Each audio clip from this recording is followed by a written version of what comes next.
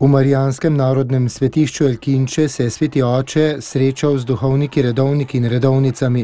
Duhovniki so papežu povedali, da je prav on v njih znova vžgal evangeljsko gorečnost. To je bil tudi zadnji nagovor papeža Frančiška v Ekvadorju.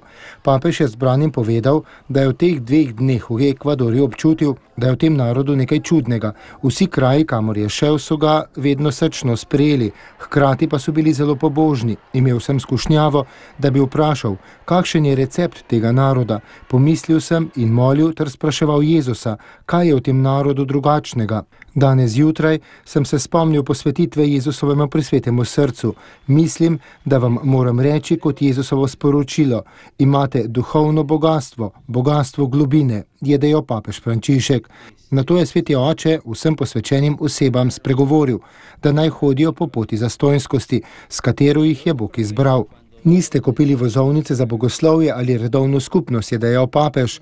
Naštel je človeške dosežke, s katerimi se oddaljujemo od božje zastojnskosti. Zato se je najbolje vsak večer pred spanjem ozreti k Jezusu in mu reči, vse si mi dal zastonj. Ko me pošlje v neko drugo službo, se ne razjezim, saj je vse zastonjski dar, je dejal sveti oče. Zatem je spregovoril o nevarni bolezni za poklicane od Boga in sicer o duhovnem Alzheimerju. Ne pozabite na to, od koder prihajate, je dejal papež Frančišek.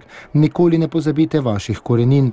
Zastonjskost po papeževih besedah ne more živeti skupaj s karierizmom. Če se posvečena oseba posveti karieri, začne izgubljati spomin na to, od koder prihaja.